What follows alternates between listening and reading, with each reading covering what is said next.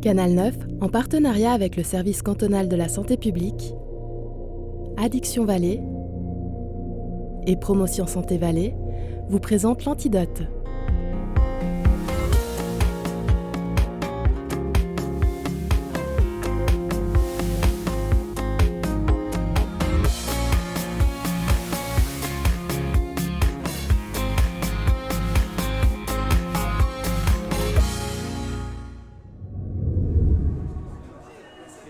Nourriture sans gluten, lait sans lactose, chips sans sel, jus de fruits extra vitaminés, régime pour maigrir en 4e vitesse, cure et jeûne d'hiver.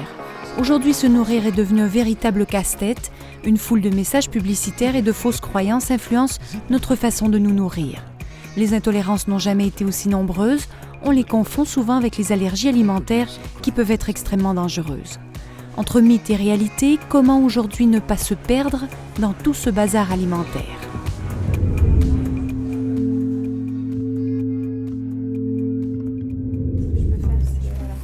Je vais vous montrer différentes tisanes que j'utilise pour le jeûne. Au printemps, Isabelle Van Winsberg pratique le jeûne. Une semaine de préparation, une semaine de jeûne à l'eau ou aux tisanes et une semaine pour reprendre le rythme normal. Elle fait en quelque sorte un grand ménage de printemps avec l'idée de se purifier des toxines accumulées pendant l'année. Ça, je fais au printemps en général, sur avril ou mai. Et puis parfois, je fais une deuxième fois en automne, sur septembre ou octobre. Mais là, en général, je fais plus court. Ou alors, je fais seulement une monodiète ou une petite cure fruits et légumes. C'est un peu en fonction de l'envie du moment. Vous sentez quelque chose ? Vous sentez, oui. Qu'est-ce que vous sentez ? Vous avez besoin d'une cure ? Moi, je sens, j'ai le corps maintenant qui réclame, quoi. En tout cas, arrivé au printemps chaque année, j'ai l'impression que j'ai tout l'organisme qui hurle, quoi. Mais toi, jeûner, il y a besoin maintenant. Donc voilà, c'est devenu une habitude, c'est vraiment devenu un rythme d'hygiène de vie tout à fait normal pour moi, quoi. Voilà, on voit bien toutes les petites plantes, les feuilles, les fleurs. Isabelle jeûne par période depuis 12 ans. Et durant le reste de l'année, elle porte une grande attention à ce qu'elle mange. Elle est végétarienne, elle consomme bio, elle s'informe sur les modes de culture, elle lit scrupuleusement les ingrédients des aliments. Voilà, comme ça le thermos est prêt avec de la tisane pour toute la journée. Elle modifie régulièrement son alimentation en fonction de ses convictions et dans le but d'avoir une meilleure santé. Elle donne aujourd'hui des conseils de nutrition et elle accompagne des personnes qui désirent jeûner comme elle. C'est pas forcément d'être strict dans le sens où la plupart du temps les gens l'entendent dans le sens enlever des choses, supprimer des choses ou se priver. Moi je me prive pas, je mange beaucoup et je trouve beaucoup plus agréable de manger des produits sains et puis de me sentir bien après que j'ai mangé, d'être dynamique, d'avoir une journée de travail, de faire ce que je veux, de faire plein de choses, puis d'avoir encore de l'énergie pour aller me promener et tout ça, plutôt que me dire ouais j'ai mangé ça parce que c'est ça qu'on me donne, mais c'est pas bon, puis je suis complètement apathique et puis en plus de ça, dans 10 ans je vais avoir une pathologie. Donc c'est pas d'être strict dans le sens privatif. Isabelle est convaincue que ses choix influencent sa santé. De tout temps, l'alimentation a été au cœur de nos croyances, de notre culture, de notre histoire. Mais cette notion de choix et de responsabilité est assez récente dans l'histoire.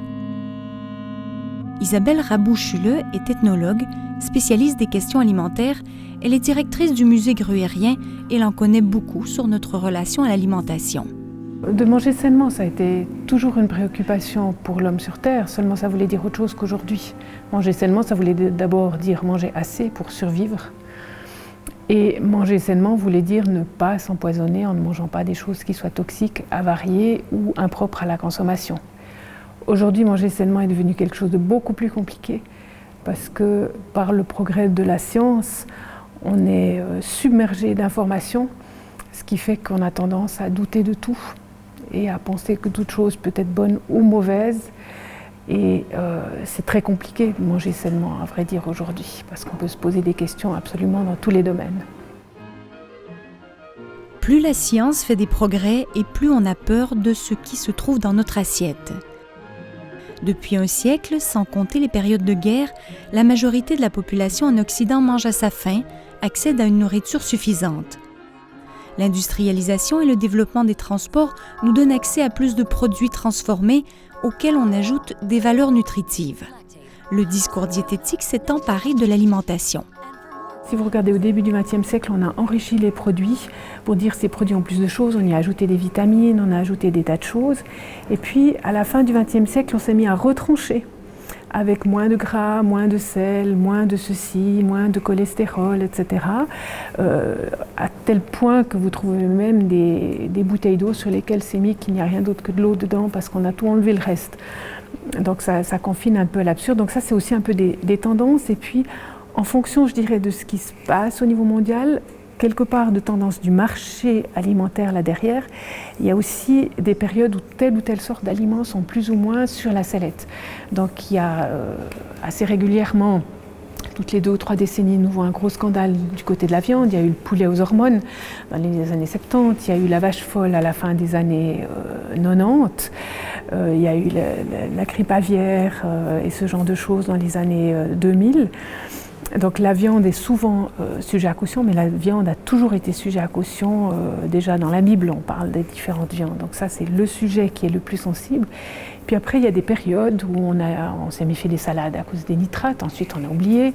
Ensuite, on s'est méfié du sucre qui rendait les enfants hyperactifs. Après, on a oublié. Aujourd'hui, on se méfie du gluten parce qu'il y a des personnes qui sont intolérantes, donc tout le monde pense que c'est mauvais.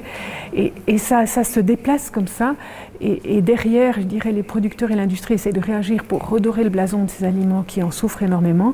Et le consommateur oublie très très vite et puis se focalise sur le prochain thème à la mode. Alors après, c'est les graisses, il y a eu les oméga 3, il y a eu... alors que nous, on mangeait de l'huile de foie de morue quand on était petit. Donc voilà, et puis après, ça repasse. Les oméga 3 sont déjà un petit peu oubliés aujourd'hui. Toute cette cacophonie nutritionnelle entre les produits qui sont supposés être bons et ceux qui ne le sont pas entraîne de l'angoisse, de l'inquiétude. Certaines personnes deviennent obsédées par ce qu'ils mangent. Ils prennent des heures à lire les étiquettes, à faire leurs courses.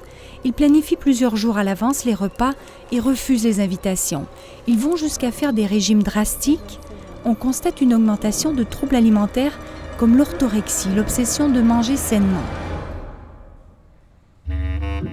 La diététicienne Marianne Reynard combat ces comportements et toutes les idées extrêmes sur l'alimentation. Elle nous accompagne au musée de l'Alimentarium de Vevey qui consacre une exposition aux croyances liées à la nutrition. Souvent, les méthodes d'amaigrissement qu'on trouve dans les magazines, etc., c'est toujours du docteur tel et tel. Et ce qui n'est pas, je pense que de loin, pas toujours le cas, mais qui donne un statut. Un poids scientifique. Oui, exactement. Alors que très souvent, c'est des méthodes très extrêmes, dangereuses, etc. C'est vraiment... Il faut éviter toutes ces méthodes extrêmes. Absolument. Ouais. Alors là, vraiment, je pense qu'elles font... Non seulement elles ne sont pas efficaces, mais vraiment elles font des dégâts. Ça, on a vraiment constaté, parce que ça fait quand même longtemps que la mode est à la minceur et que les gens font des régimes pour essayer de perdre du poids. Et ce qu'on se rend compte, c'est ce fameux effet yo-yo. Mais souvent, les gens pensent que l'effet yo-yo, c'est uniquement j'ai perdu du poids, j'en reprends. Et puis, voilà, ça annule mes efforts, mais c'est tout. Ce qui se passe, c'est que chaque fois qu'on perd du poids, on perd aussi une partie de masse musculaire. Et puis, quand on en reprend, on prend quasiment que de la graisse. Alors, petit à petit, si on fait ça plusieurs fois, on a toujours moins de pourcentage de masse musculaire et toujours plus de pourcentage de masse grasse. Donc, régime mauvais pour la santé ? Vraiment, vraiment. Et d'ailleurs, il y avait eu une campagne de prévention, justement anti-régime à Genève, où ils avaient mis comme slogan « Maigrir fait grossir ». Et c'est vrai qu'à la longue, il y a des gens qui passent leur vie à faire des régimes et qui, à la fin, ont 30 kilos plus qu'au début. Et ça, c'est dramatique parce que chaque fois qu'ils remangent un petit peu, il n'y a pas besoin de beaucoup compenser pour à chaque fois reprendre le poids. Je pense que maintenant, on a trop intellectualisé l'alimentation. Et donc, on n'est plus dans le sensoriel, on n'est plus dans les besoins. Je pense que c'est important de ressentir les choses, parce que si on intellectualise seulement, justement, ça peut changer régulièrement. Même pour la même époque, il y a des théories contradictoires. Si on commence à tout essayer, après, on désorganise vraiment l'organisme. un cœur fondant aux noisettes, une gaufrette Les diététiciennes veulent donc revenir à un message plus simple, éviter d'interdire les aliments et de culpabiliser les consommateurs. Pas facile comme mission avec le nombre de contre-messages qui circulent. Ici, dans ces publicités, on présente un produit sucré en précisant qu'il faut éviter de grignoter entre les repas ou de manger trop gras, trop sucré ou trop salé. C'est trop bon. De délicieuses pépites de chocolat pour de très bonnes tartines. Maman, je sais que t'es là. Alors effectivement, c'est des aliments qui sont concentrés en calories et qui en excès peuvent faire prendre du poids. Mais c'est vraiment toujours plutôt, c'est pas l'aliment lui-même qui va faire grossir ou qui va faire maigrir, c'est plutôt l'ensemble, la quantité d'aliments prise par rapport aux besoins qu'on en a. Et c'est pas l'aliment lui-même qui va avoir cet effet-là. Donc vous, l'idée, c'est un peu d'aller au-delà des frustrations, de quand même permettre l'aliment mais en plus petite quantité. Ah vraiment, toujours, ouais.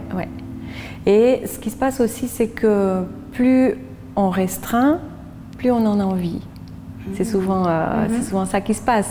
Donc le fait de restreindre est même contre-productif. Ça va augmenter l'envie, l'attrait de cet aliment-là et puis augmenter le risque d'en consommer en grande quantité par moment. Bien sûr qu'on est un peu perdu, mais on est aussi un petit peu des enfants gâtés. Parce que l'être humain est capable de résister à beaucoup de choses pour autant qu'il puisse se nourrir. Et quelque part, c'est aussi un peu un refus du risque qui est lié à notre société. Et peut-être même aussi une certaine nostalgie. Parce qu'en fait, la seule nourriture parfaite pour l'homme qui existe, c'est le lait maternel pendant les premiers mois de sa vie.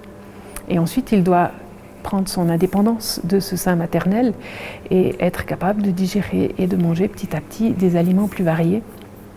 Donc quelque part, on va toujours nous resservir cette idée que ça a été avec le Bircher Muesli, avec la crème Boudewijk, avec toutes sortes d'autres choses, que d'un coup il y a un aliment ou un type d'aliment qui va pouvoir tout résoudre et vous sauver de tout. Et ça c'est un mythe, c'est une espèce de nostalgie du lait maternel qui n'est pas possible parce que l'homme est condamné à manger de manière variée. Mais il en a aussi la possibilité et l'infinie richesse. Nous sommes condamnés en tant qu'omnivores à manger varié et donc à se poser la question: que devrait-on manger finalement? Dans les journaux, on entend de plus en plus parler des aliments sans lactose ou sans gluten. Est-ce un effet de mode ou un besoin réel? Pour Vincent Fauchère, se nourrir est devenu un véritable casse-tête. Il y a 4 ans, il souffre de fatigue extrême. Il consulte son médecin qui lui fait une prise de sang et qui trouve un taux trop élevé de mauvais cholestérol avec un risque d'athérosclérose et donc de maladies cardiovasculaires. De plus, d'autres analyses montrent une intolérance possible au lactose et au gluten. Il change alors complètement son alimentation et il suit un régime très strict. C'est très contraignant, oui, pour la vie sociale, parce qu'il faut toujours regarder, il faut toujours poser plein de questions. Tu vas dans des endroits, il faut dire que tu es intolérant, savoir qu'est-ce qu'ils vont faire comme repas. Les gens ils disent ouais, mais il est pénible cette personne, et tout compte fait, c'est pas d'être pénible, c'est juste te protéger à rapport de tes intolérances, des choses comme ça. Tu vas dans un restaurant, tu poses la question pour pouvoir manger des frites, mais ils disent non mais c'est bon, mais est-ce qu'il y a du gluten? Ils disent ah on sait pas, alors ils vont recontrôler, ils reviennent. Et puis c'est vrai que c'est plus embêtant pour d'autres personnes, pour les autres personnes. Alors ici j'ai mon pain. Donc quand vous allez faire l'épicerie, vous regardez toujours les Alors, si tu veux, maintenant, souvent, pour les produits sans gluten, ils ont le logo. C'est le logo sans gluten, okay. Ça. Ouais. Alors, tu n'as même pas besoin de regarder. Tu as ce logo-là, il te garantit 100%. Maintenant, moi, comme avec le lait, je dois quand même regarder les ingrédients, savoir s'il n'y a pas de la poudre de lait ou bien du lait. Souvent. Mais de plus en plus, tu as les logos comme ça. Le régime sans lactose et sans gluten est très compliqué puisqu'on trouve de ces produits un peu partout dans l'alimentation. Ces nouvelles restrictions bouleversent donc les habitudes alimentaires de Vincent et affectent même son travail puisqu'il est boulanger et ne peut plus goûter au pain qu'il fabrique. Le gluten est une protéine de la farine. Les personnes allergiques ont ce qu'on appelle la maladie cœliaque. C'est une maladie immunitaire génétique qui induit une inflammation et des modifications du tube digestif. Les personnes atteintes doivent complètement exclure le gluten de leur régime alimentaire. L'allergologue Lionel Arletta effectue ce type de diagnostic par dosage des anticorps dans le sang. Un diagnostic qui sera confirmé par une biopsie intestinale chez un gastro-entérologue. D'après les études, c'est peut-être de l'ordre de 1 sur 70 à 1 sur 300 personnes qui pourraient avoir cette maladie. Mais il y a seulement une partie pas importante de ces patients qui ont vraiment les symptômes classiques, et c'est surtout les enfants qui développent cette maladie qui vont faire alors des diarrhées très importantes, qui sentent mauvais, avec une stagnation de la courbe pondérale, ils arrêtent de prendre du poids, ils arrêtent de grandir, au contraire même, ils pourraient même en perdre. Et puis il peut y avoir d'autres complications associées à ça, comme une ostéoporose, on n'absorbe plus de vitamines, donc on absorbe mal le calcium, des déficits en fer, des anémies, voire des problèmes neurologiques parce que certaines vitamines importantes ne sont plus absorbées, les vitamines importantes pour le nerf. Alors ça, c'est vraiment l'entrée en matière classique de la maladie. C'est très rare que des adultes, chez qui on diagnostique cette maladie, aient tous ces symptômes. En fait, c'est beaucoup plus des symptômes un peu aspécifiques, voire un peu de gêne abdominale, mais qui est tellement fréquente dans la population générale, avec le stress, avec l'alimentation qu'on a. C'est difficile de distinguer ça de cette maladie. Aujourd'hui, on parle de plus en plus de la maladie cœliaque et on trouve de plus en plus de produits sans gluten sur le marché. Dans cette pharmacie, les étals n'ont cessé de grandir ces dernières années.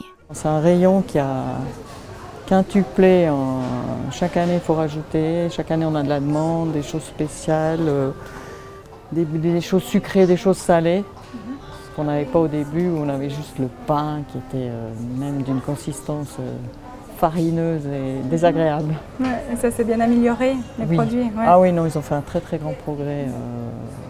Et même si maintenant on en trouve un peu des produits sans gluten un peu partout, nous on n'arrête pas l'augmentation. Et vous avez principalement des clients qui sont intolérants au gluten? Alors principalement, c'est vraiment les clients qui sont intolérants, qui sont sûrs, qui ont même vu le médecin. Mais il y a maintenant une partie, comme on parle beaucoup de la maladie, de personnes qui croient ou qui pensent que peut-être ça prévient la maladie si on mange sans gluten, si on essaye de faire un régime. Pourtant, le régime sans gluten ne prévient pas la maladie cœliaque. Mais l'industrie s'est emparée de cette confusion. Le marché du sans gluten représente aux États-Unis environ 2 milliards de dollars par année. Victoria Beckham, Oprah Winfrey et d'autres stars s'y sont mis. 20% de la population consommerait ces produits, alors que seul 1% de la population a la maladie cœliaque. Donc il y a clairement aussi un côté commercial là-dedans. Mais il faut peut-être préciser aussi qu'il y a une autre entité qui commence à être décrite maintenant, qui s'appelle la sensibilité au gluten non cœliaque, où clairement des patients sont améliorés par l'éviction du gluten. Ils sont moins bien quand ils reprennent le gluten, mais on n'arrive pas à trouver ni les anticorps, ni le gène. Donc, il y a un groupe de patients qui bénéficient de cette éviction, et on ne parle pas juste d'intolérance ou je n'aime pas la farine en fait, qui bénéficient clairement de cette éviction du gluten sans qu'on retrouve la maladie cœliaque. Ça, c'est des choses qui ne sont encore pas tout à fait, disons, très claires. Vincent Faucher fait partie de ce groupe. Suite à une biopsie intestinale, il apprend qu'il n'a pas la maladie cœliaque, mais le régime sans gluten lui apporte clairement des bénéfices. Et pour le lactose, il sait qu'il devra faire sans toute sa vie, sous peine de crampes intestinales et de diarrhée. Alors le lactose, c'est une vraie intolérance, c'est-à-dire qu'il n'y a pas de mécanisme qui entraîne une inflammation, qui entraîne des risques de consommer du lactose quand on est intolérant, on n'a simplement pas l'enzyme. Et c'est la majorité des gens sur cette planète qui perdent en grandissant l'enzyme qui sert à digérer le lactose. Donc le lactose ne peut pas être absorbé, il reste dans le tube digestif. C'est ça être intolérant au lactose. Et quand il reste dans le tube digestif, les bactéries s'en chargent, le fermentent, et puis ça produit des gaz, ça produit un gonflement abdominal, ça produit aussi un peu de diarrhée. Mais là encore, la médiatisation de ces intolérances au lactose a eu pour conséquence que plusieurs personnes ont arrêté de boire du lait sans raison apparente. Le lait, on le recommande tout comme d'autres aliments. On est des omnivores, on a besoin d'un peu toute la palette d'aliments. On a la lactase qui permet de digérer le lactose. Donc ça, c'est pas tout à fait vrai que le lait s'est adapté qu'au veau, hein. On est fait pour digérer ça. Maintenant, il y a des intolérances avérées. Donc je pense que si on a l'impression de ne pas tolérer le lait, ça vaut la peine de faire le test chez le médecin pour voir si réellement il y a une intolérance et si réellement il faut supprimer le lait ou recourir aux produits sans lactose.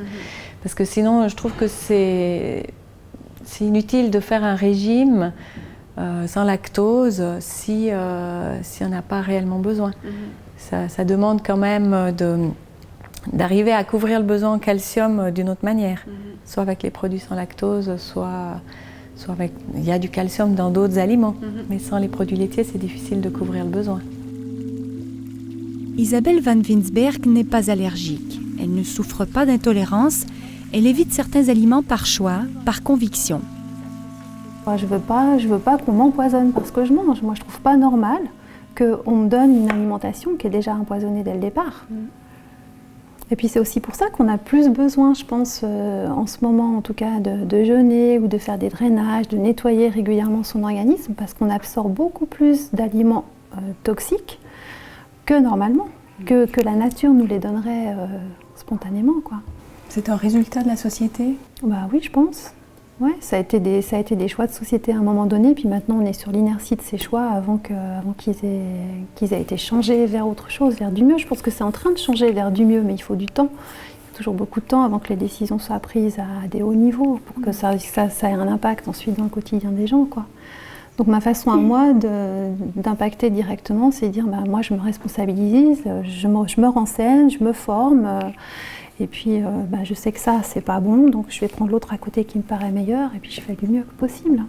Avec les progrès de la science, on sait que manger sainement peut améliorer la santé des artères, des os, des dents, des reins ou du foie.